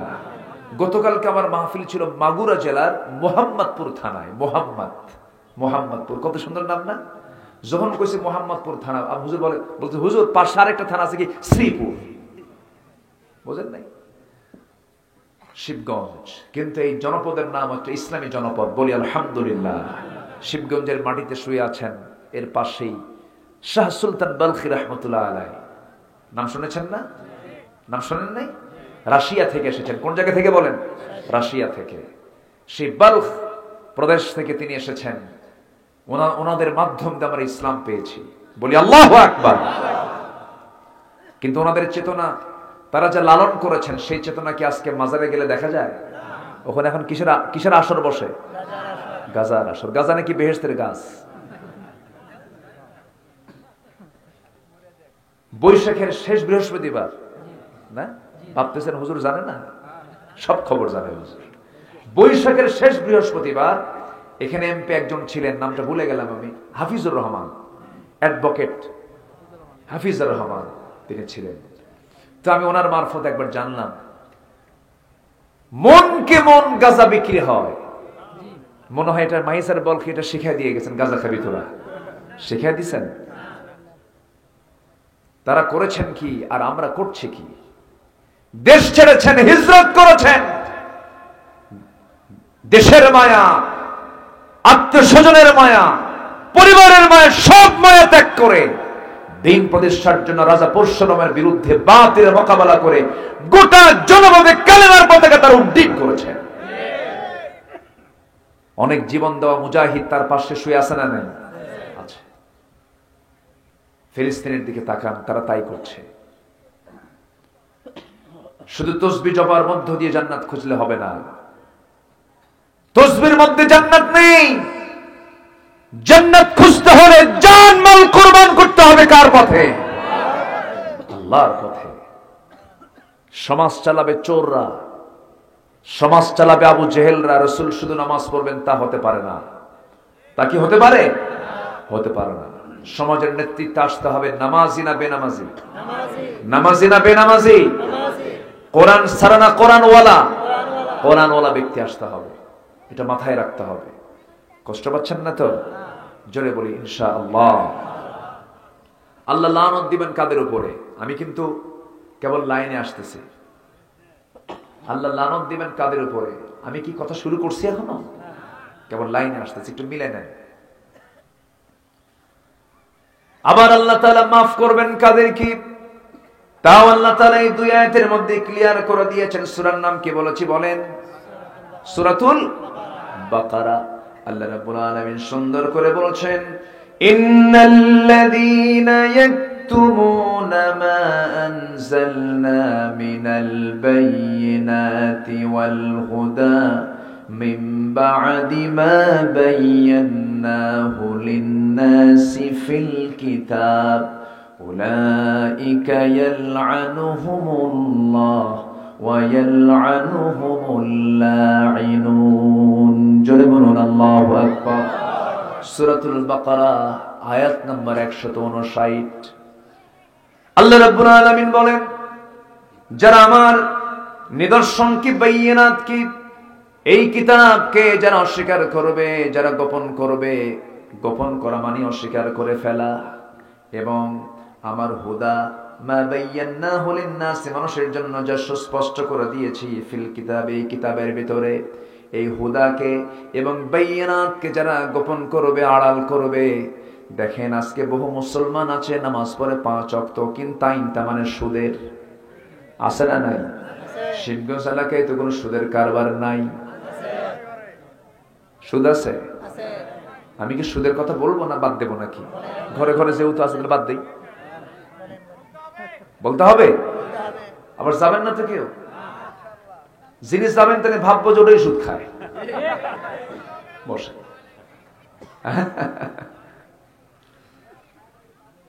সুদ মানে আমাদের নেচারটা কেমন হয়েছে জানেন? এক লোক তার মেয়েকে বিয়ে দিছে হলো ট্যানারির পাশে, ওই যে হাজারিবাগ ট্যানারি আছে না ঢাকাতে, যেখানে গোটা দেশের সব চামড়া জমা হয়। চামড়া যেখানে জমা হয় সেখানে সুগন্ধ না দুর্গন্ধ? আপনি নতুন গেলে পরে আপনার পেটের খাবারই উঠবে না, এত গন্ধ ট্যানারির পাশে। তো এই ট্যানারির পাশে এক বেচারি তার মেয়েকে দিছে বিয়া। মেয়ে গেছে স্বামীর ঘরে, যাওয়া মাত্র এমন দুর্গন্ধ, বাপকে ফোন দিয়ে বলে, আব্বা তুমি কোথায় বিয়ে দিছো? গন্ধে আমার পেট ফুলে গেল, তাড়াতাড়ি নিয়ে যাও আমারে। বাপ বলতেছে, মা নতুন বিয়ে দিলাম, তোমাকে কি একদিন পরে নিয়ে আসা যায়? থাকো কয়েকদিনের পর আমি তোমাকে সময় সাপেক্ষে নিয়ে আসবো। সপ্তাহ 2 পর বাপ এখন নিজেই ফোন দিয়ে বলে, মা আমি তোমাকে দেখতে চাচ্ছি, মা তোমাকে দেখার খুব শখ হচ্ছে, মা তুমি প্রস্তুত হও, আমি তোমাকে নিয়ে আসবো। আব্বা আমি খুব ভালো আছি, আমার এই গন্ধ এখন খুব ভালো লাগে। কি কথা বলছেন? তাহলে নতুন অবস্থায় যে গন্ধ সহ্য হলো না, 2 সপ্তাহের ব্যবধানে ওই গন্ধ এখন তার কাছে কি লাগে? ভালো লাগে। সুদ দেখতে দেখতে এখন আমাদের কাছে সুদ হয়ে গেছে, কিছু মনে হয় না। অথচ সুদের সর্বনিম্ন গুনাহ হলো নিজের মার সঙ্গে জেনা করা। ঈসা আলাইহিস সালাতু ওয়াস সালাম আল্লাহর একজন পয়গম্বর ছিলেন, তিনি কি ইন্তেকাল করেছেন? আস্তে কয়, তিনি কি ইন্তেকাল করেছেন? কোথায় আছেন? আল্লাহ তাআলা তাকে আসমানে উঠিয়ে নিয়েছেন, 4th আসমানে তিনি আছেন। তিনি আবার আসবেন, আসবেন না? আসতে বলে আসবেন না? তার কবর হবে আমার নবীর কবরের পাশে, তিনি আবার আসবেন। আল্লাহ তাআলা তাকে আসমানে উঠালেন কেন? ষড়যন্ত্র করেছিল। তারা বলে ফেলে, খ্রিস্টানরা বলে আমরা তো ক্রুশবিদ্ধ করেছি, আমরা তাকে ক্রুশবিদ্ধ করে দুনিয়া থেকে বিদায় দিয়েছি। কিন্তু তারা কি আসলে আল্লাহর পয়গম্বরকে মারতে পেরেছে? পারে নাই। আল্লাহ তাআলা তাকে আসমানে উঠায় নিয়েছেন। এটা হচ্ছে খ্রিস্টানদের চিন্তা, নাসারাদের চিন্তা এটা। ওরা বলে ঈসা হলো আল্লাহর বেটা, জোরে করে নাউযুবিল্লাহ। আর আবার ইহুদিরা কি কয় জানেন? অকালাতুল ইহুদু উযাইরু ইবনুল্লাহ, ইহুদিরা বলে উযাইর হলো আল্লাহর ছেলে। ওই 2 জাতের কোন ঈমান আছে? ওই 2 জাতের কোন ঈমান আছে? আমেরিকা চলছে ইহুদির কথায় এবং খ্রিস্টানদের কথায়, তাদের কথায়। আমাদের চলার দরকার নাই, আমরা চলবো কার কথায়? আসতে বলুন, কার কথায় চলবো আমরা? আল্লাহর কথায় চলবো আমরা। সম্মানিত ভাইয়েরা, সম্মানিত বন্ধুগণ, সেই খ্রিস্টান, সেই ইহুদি গোটা পৃথিবী থেকে ইসলামকে নির্মূল করার জন্য, ইসলামকে মিটিয়ে দেওয়ার জন্য নানামুখী ষড়যন্ত্র করছে। সকল ষড়যন্ত্রকে রুখে দাঁড়ানোর জন্য মুসলমানদের অবশ্যই এক হওয়ার দরকার আছে না নাই? আসতে বলবেন না, আছে না নাই? আছে। রুখে দাঁড়াতে হবে, রুখতে হবে তাদেরকে। এই শক্তি আজকে ফিলিস্তিনের মা বোনদের প্রতি যে জুলুম করছে, যে নির্যাতনটা করছে, সেদিন মিডিয়াতে দেখতে পেলাম মা তার এক শিশু সন্তানকে কোলে নিয়ে আছে, মাথার খুলি নাই, বাবা তার সন্তানের লাশ নিয়ে আসতেছে, 2 পা নাই, ছিন্ন বিচ্ছিন্ন লাশ, একটি জ্বলন্ত অগ্নিকুণ্ড হয়ে আছে ফিলিস্তিন। আর সেই ফিলিস্তিনকে মারতেছে আজকে, যুগের পর যুগ ধরে মারতেছে। এবার মুসলমানের হামাস, ফিলিস্তিনের হামাসরা একটু ইসরায়েলে প্রথমেই এই প্রথমবারের মতো একটা হামলা করেছে। আমার দেশের কিছু ঘাপটি মারা ঘণ্টাওয়ালা কিছু শায়েখরা বলতেছে এই হামলার কি প্রয়োজন ছিল, থাপ্পড়ায় 32 দাঁত ভাঙ্গা দরকার বেয়াদবদের। ঠিক কিনা? ওরা আমাদেরকে মারতেই থাকবে, আমরা একটু সামনে দাঁড়াবো না? আমাদের মোকাবেলা করার দরকার আছে না নাই? আসতে বলবেন না, আছে না নাই? কুতিবা আলাইকুমুল কিতাল ওয়া হুয়া কুরহুল লাকুম আসা আন তাকরাহু শাইআন ওয়া হুয়া খায়রুল লাকুম ওয়া আসা আন তুহিব্বু শাইআন ওয়া হুয়া শাররুল লাকুম। আল্লাহু আকবার বলেন। কার কথা? কার কথা? এখানে সব যদি আলেম ওলামা থাকতেন আমি বাংলা বলতাম না, খালি আরবি আয়াতই বলতাম। এখন আমাকে বুঝাই দিতে হচ্ছে যে পাশে বসে আছে, মানে আমি যদি ওনাকে মিন করে কথা বলতাম তাহলে এত ব্যাখ্যায় যেতে হবে। কোরআন আমাদের সবার জানার দরকার আছে না নাই বলেন তো? আচ্ছা, কোরআন আমরা সবাই শিখবো, জোরে বলি ইনশাআল্লাহ। শেখার কোনো বয়স আছে? আসতে শেখার কোনো বয়স আছে? আমরা শিখে নেব, জোরে বলি ইনশাআল্লাহ। শিখলে জান্নাতের কোন কোন লাইনগুলো সব শেখা হয়ে যাবে, বলি আলহামদুলিল্লাহ। আমার ভাইয়েরা, তাহলে আল্লাহ তাআলা কাকে লানত করেন? যারা আল্লাহ তাআলার বাইনাত কি, যারা আল্লাহ তাআলার হুদা কি যারা আড়াল করবে, গোপন করবে, যারা আল্লাহর আয়াতকে গোপন করবে, সুদকে হারাম মনে করবে না, জেনাকে হারাম মনে করবে না, এই সমস্ত মদের বোতলকে হারাম মনে করবে না। আজকে মদ বিক্রি হয় এসি রুমে, আর দুধ বিক্রি হয় হাটে বাজারে, ঠিক কিনা বলেন? অথচ মদ হারাম না দুধ হারাম? বলেন কি কি কি হারাম, কি হারাম বলেন? দুধের দাম বেশি না মদের দাম বেশি? মদের দামটা বেশি। দুধ বেচে মদ খায়, দুধ বেচে মদ খায়, অথচ আল্লাহ রাব্বুল আলামিন মদকে হারাম করলেন কেন? মদ খেলে তাল না মাতাল? বলেন তাল না মাতাল? কারণ মাতাল এই জন্য হয়ে যায়, সুখ নাই, শান্তি নাই, ওরা ভাবে মদ খেলে পরে কিছুক্ষণ হুঁশ থাকবে না, ঘুম হবে জুত মতো। কথা বলছেন নাই? এই জন্য মদ খায়, মাতাল হয়ে যায়। কিন্তু মদকে আল্লাহ রাব্বুল আলামিন কেন হারাম করলেন? কি জন্য হারাম করলেন? মদ আছে যেখানে জেনা আছে সেখানে, জেনা আছে যেখানে খুন আছে সেখানে। মদের সঙ্গে জেনার সম্পর্ক, জেনার সঙ্গে খুনের সম্পর্ক, একটার সঙ্গে আরেকটার সম্পর্ক। আল্লাহ রাব্বুল আলামিন এই জন্য মদকে হারাম করে দিয়েছেন। অনেক রাত, গভীর রাত এক মদ্যপান করে দরজার সামনে সে ডাকতেছে, দরজায় নক করছে, বউ তো টের পাইছে স্বামী আমার মদ খাইছে। কারণ এই পৃথিবীতে একমাত্র সার্টিফিকেট দেবে স্ত্রী যদি বলে আমার স্বামী ভালো, আল্লাহ বলবেন ওই বান্দা আমার ভালো। আল্লাহু আকবার বলেন। সার্টিফিকেট চেয়ারম্যানের কাছ থেকে নেওয়ার দরকার নাই, বাড়িতে বউয়ের আগে সন্তুষ্ট করবেন। আবার বউদের যারা বউ আছেন, যারা স্ত্রী আছেন, স্বামীর কাছ থেকে সার্টিফিকেট নিয়ে নেবেন। আল্লাহ বলছেন স্বামী যদি বলে বউটা ভালো, আল্লাহ বলেন ওই বান্দি আমার কাছে ভালো। আবার যদি বউ যদি বলে আমার স্বামীটা ভালো, আল্লাহ বলেন ওই বান্দাটা আমার কাছে ভালো। জোরে করুন সুবহানাল্লাহ।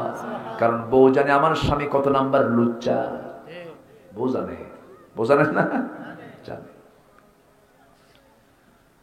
রাত 3টার দিকে দরজার কাছে চলে গেছি, মদ খেয়ে দরজায় ডাক দিচ্ছে।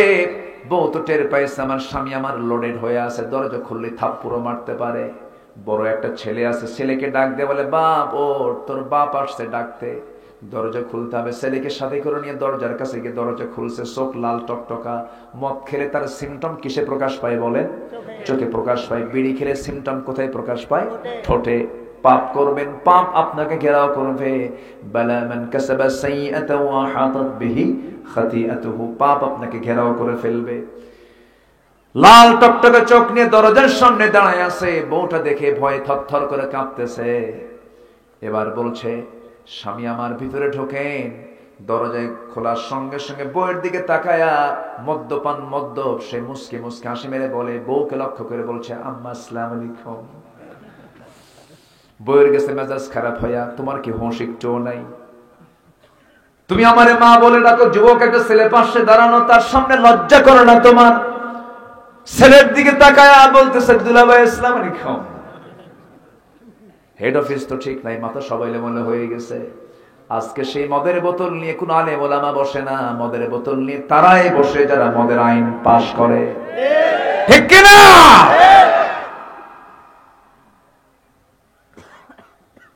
আল্লাহ রাব্বুল আলামিন বলছেন, যারা আমার আয়াতকে যারা গোপন করবে, আমার হেদায়েতকে যারা গোপন করবে, আল্লাহ বলছেন এই কাজটা যারা করবে, উলাইকা ইয়ালআনুহুমুল্লাহ, ওই সমস্ত বান্দার উপরে লানত করেন সরাসরি কে?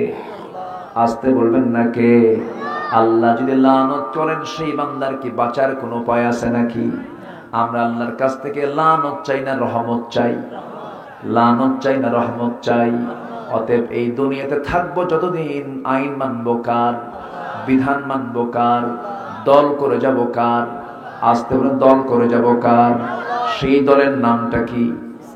আরো জোরে, আরো জোরে, আরো জোরে, আরো জোরে।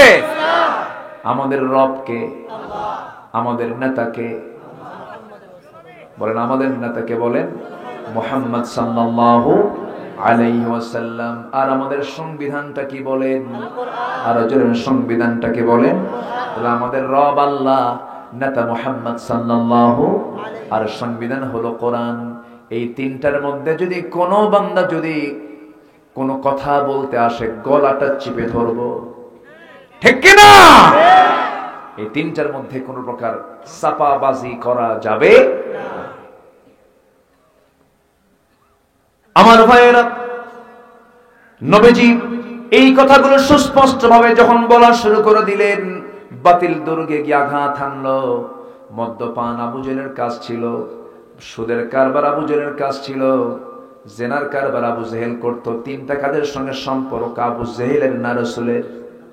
কার সম্পর্ক বলেন? অতএব আজকের সমাজে যারা মুসলমান পরিচয় দিয়ে আল্লাহর আয়াতকে গোপন করে যারা মদকে জায়েজ করছেন, জেনাকে জায়েজ করছেন, মদের লাইসেন্স দিচ্ছেন, জেনার লাইসেন্স দিচ্ছেন, সুদের কারবার করছেন, তারা কি আবু জেহেলের লোক না মুহাম্মাদের লোক? কার লোক বলেন? কার লোক? আবু জেহেলের লোক। আমার বন্ধুগণ, সকল হারামকে আমরা না বলে ফেলবো, সকল হারামকে আমরা না বলে ফেলবো, সুদের কাছেও যাব না। এত দোয়া যায় কোথায়? একজন সাহাবী সাদ ইবনে আবি ওয়াক্কাস রাদিয়াল্লাহু আনহুর নাম সবাই শুনেছেন। এই সাহাবী যতদিন যত দোয়া করেছেন, সঙ্গে সঙ্গে আল্লাহর দরবারে সেই দোয়া মঞ্জুর হয়ে গেছে। সাদ ইবনে আবি ওয়াক্কাস এমন একজন সাহাবী ছিলেন যিনি সমুদ্র পাড়ি দিয়েছেন, কোনো যানবাহন লাগে নাই, কোনো নৌযান লাগে নাই। শুধু তিনি পার হন নাই, 10,000 মুজাহিদ নিয়ে তিনি পার হয়েছেন। সমুদ্রের উত্তাল তরঙ্গমালা পার হয়েছেন, কোন নৌযান লাগে নাই, কোন জাহাজ লাগে নাই, কোন নৌকা লাগে নাই। ঘোড়া নিয়ে সমুদ্রের তীরে দাঁড়িয়ে সাহাবে কেরামকে বললেন, সাহাবীরা ও মুজাহিদেরা, এই যে কালিমার পতাকা দেখতে পাচ্ছ, কালিমার পতাকা তোমরা এই পারে দেখতে চাও না ও পারে তোমরা উড্ডীন দেখতে চাও? ও পারে আমরা কালিমা দেখতে চাই। এই কথা শোনার সঙ্গে সঙ্গে সেজদায় পড়ে সাদ বিন আবি ওয়াক্কাস আল্লাহর কাছে প্রার্থনা করলেন, দোয়া মঞ্জুর হয়ে গেছে। শুধু বললেন, শোনো মুজাহিদেরা, আমি চক্ষু বন্ধ করে ঘোড়া ছাড়িয়ে দেব সমুদ্র বক্ষে, আমাকে তোমরা ফলো করবে। আল্লাহু আকবার। সমুদ্র বক্ষে তিনি তার ঘোড়া ছাড়িয়ে দিলেন, চোখ বন্ধ করে রওনা দিলেন। বিশাল দরিয়া তারা পার হয়ে গেছেন। ইতিহাস লিখতেছে, কোন মুজাহিদের শরীর তো ভেজা দূরের কথা, ঘোড়ার পায়ের খুর পর্যন্ত পানি স্পর্শ করে নাই। পার হয়ে গেছেন। কার সাহায্য? আসতে বলবেন না, কার সাহায্য? আল্লাহর সাহায্য। সমুদ্রের ওপারে গিয়ে বললেন, ও দিনের পথের মুজাহিদেরা, এই যে আমরা বিশাল তরঙ্গমালা পার হলাম, সমুদ্রের বিশাল বড় উত্তাল ঢেউ আমরা পার হলাম, কারো কোনো সামান পড়ে গেছে নাকি? সমুদ্রের পক্ষে কোনো কিছু হেরে গেছে নাকি? বলো। একজন বলছে, আমার পানির মশক পড়ে গেছে। সঙ্গে সঙ্গে তিনি সমুদ্রকে লক্ষ্য করে বলছেন, তোর ক্ষমতা নাই দিনের পথের মুজাহিদের কোনো সামান তুই হজম করবি। একটা ঢেউ এসে ধাক্কা মেরে ওই ঢেউয়ের সঙ্গে পানির মশক ওই ব্যক্তির হাতের মধ্যে চলে আসছে। যদি বলি সুবহানাল্লাহ। কার সাহায্য? আসতে বলবেন না, কার সাহায্য? আল্লাহর সাহায্য। সামনে সন্ধ্যা হয়ে গেছে, পার হয়েছেন। সামনে বিশাল হিংস্র জন্তুর বসবাস করা জঙ্গল। সেই জঙ্গলে যখন সন্ধ্যা হলো, কেমন করে থাকবেন? হিংস্র জন্তুর আক্রমণ থেকে রক্ষা পাবেন কেমনে? এবার করলেন কি, সেই জঙ্গলের ভিতরে একটা উঁচু জায়গায় সাদ ইবনে আবি ওয়াক্কাস দাঁড়ায় বলেন, ও বনের পশুরা শোনো, আমরা হলাম রাসূলুল্লাহর সাহাবী, জোরে বলেন সুবহানাল্লাহ। আমরা দিন কায়েমের জন্য সফরে বের হয়েছি, কিন্তু আজকে বাধ্য হচ্ছি রাত্রিটা আজকে এই জায়গায় অবস্থান করব, যাওয়ার কোনো সুযোগ নেই, অন্ধকার রাত। অতএব তোমরা বনের যারা হিংস্র জন্তু আছে সব তোমরা এই জঙ্গল থেকে অন্য জঙ্গলে চলে যাও, আমরা আরামে ঘুমাতে চাই। কিতাব এসেছে সাদ বিন আবি ওয়াক্কাসের বক্তব্যে সমস্ত প্রাণীদের বুঝ আর বুঝতে বাকি নাই। সমস্ত প্রাণীর জঙ্গলের সমস্ত প্রাণীরা, হিংস্র জন্তুরা বাঘের লাইনে বাঘ, সিংহের কাতারে সিংহ, অজগরের কাতারে অজগর, কাতারে কাতারে এই জঙ্গল থেকে অন্য জঙ্গলে তারা পাড়ি দিয়ে সাহাবাদের জন্য গোটা জঙ্গল ছেড়ে দিয়েছে। যেরকম সুবহানাল্লাহ। আমার ভাইয়েরা, এই সাদ বিন আবি ওয়াক্কাস যা দোয়া করেছেন সেই দোয়া কবুল হয়ে গেছে। যখন বলা হলো, সাদ তোমার এই দোয়া কবুলের রহস্য কি বলো? সাদ বিন আবি ওয়াক্কাস বলেন, আমার জীবনে দিন যেদিন গ্রহণ করেছে সেই দিন থেকে নিয়ে মৃত্যুর দিন পর্যন্ত আমি একটা লোকমা খাবারও কখনো হারাম কোনো খাবার আমার পেটে তুলি নাই।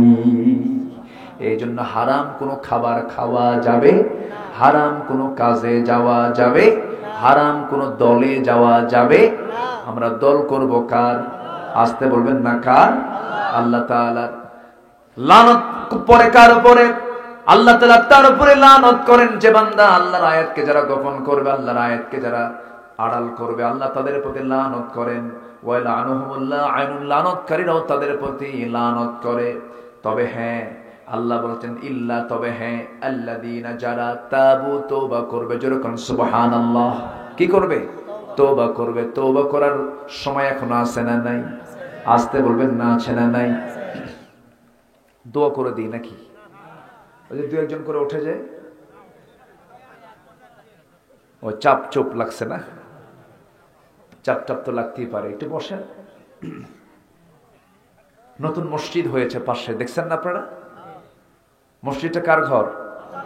আসতে বলবেন না, কার ঘর? মসজিদ বানানোর পর যদি কোনো ব্যক্তি দাবি করে যেটা আমার মসজিদ, এই কথা বলা হালাল না হারাম? হালাল। থামেন। ও আচ্ছা, হ্যাঁ থামেন। এমন জাতীয় কথা কি বলা যাবে কখনো? আল মসজিদু বাইতুল্লাহ, মসজিদ কার ঘর? আসতে বলবেন না, কার ঘর? আল্লাহর ঘর। যদি কেউ বলে এটা আমার জায়গা, এটা আমার জায়গা, এমন জাতীয় কথা বললে সে হালাল কথা বললো না হারাম কথা বললো? মসজিদ আল্লাহর যেটা হয়ে গেছে একবার, এটাকে কেউ নিজের অধিকার বলে দাবি করতে পারে? আসতে বলবেন না, পারে? উচিত যারা এই জাতীয় কথা বলে তাদেরকে ঘাড় ধাক্কা দিয়ে মসজিদ থেকে বের করে দেওয়া দরকার। ভাবতেছেন হুজুর কোনো খবর রাখে না? হুজুরদের কাছে সব খবর থাকে। সম্মানিত ভাইয়েরা, আমার দেশে মসজিদ বেশি দরকার না মুসল্লি বেশি দরকার? এখন আমার দেশে মসজিদ বেশি না মুসল্লি বেশি? মসজিদই বেশি। মসজিদ মডেল বানায় লাভ নাই, মুসল্লি মডেল বানাতে হবে। মুসলমান মুসল্লি মডেল হতে হবে। আমার নবীর মসজিদ ছিল কাঁচা না পাকা? বলেন, কাঁচা না পাকা? কাঁচা। শুধু কি কাঁচা? কি কাঁচা? যে বেড়াটা খেজুর পাতার বানানো বেড়া, আর পিলার কি জানেন? খেজুরের কাণ্ড দিয়ে পিলার, খুঁটি। উপরের ছাউনিটাও ছিল খেজুর পাতা দিয়া। মেঝে কোনো পাকা ছিল না। সাহাবে কেরাম সেজদা দিতেন, কপালে মাটি লেগে থাকতো, মাটি। বেলাল আজান দিয়েছেন মাইকে না মুখে? মুখে। লোকটা ছিলেন কালো না ধলা? কালো। রাসূল ছিলেন সেরা সুন্দর, আর বেলাল ছিলেন সেরা কালো। সেরা কালো। কিন্তু মসজিদটা কাঁচা ছিল, কিন্তু ইমানটা ছিল পাকা।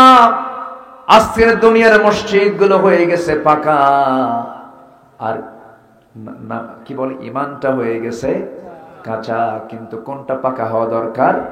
ইমানটা পাকা হওয়া দরকার। ইমানটা পাকা হলে পরে কেউ বলতে পারবে না এই মসজিদটা আমার। ঠিক কিনা বলেন?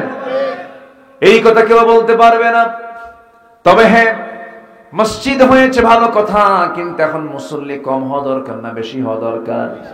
বেশি হওয়া দরকার। এই গ্রামের বাসিন্দা কারা কারা একটু হাত তোলেন তো দেখি। এই গ্রামে বাড়ি, এই মসজিদের মুসল্লি কারা কারা একটু হাত তোলেন না দেখি। হাত তোলেন? জি, হাত নামান। আলহামদুলিল্লাহ। এই যে এতগুলো হাত উঠলো, সব কি মায়ের দুধ খায় নাকি? কেউ কি মায়ের দুধ খায়? সবাই তো যুবক, বয়স্ক মানুষ। এখানে ফরজ হয়েছে এমন মানুষের হাতটাই বেশি দেখলাম। কিন্তু আমি যদি বলি যতগুলো হাত উঠেছে ফজর নামাজে যদি এখানে হাজির হন, মসজিদের সব কাতার ভরে যাবে কিনা বলেন?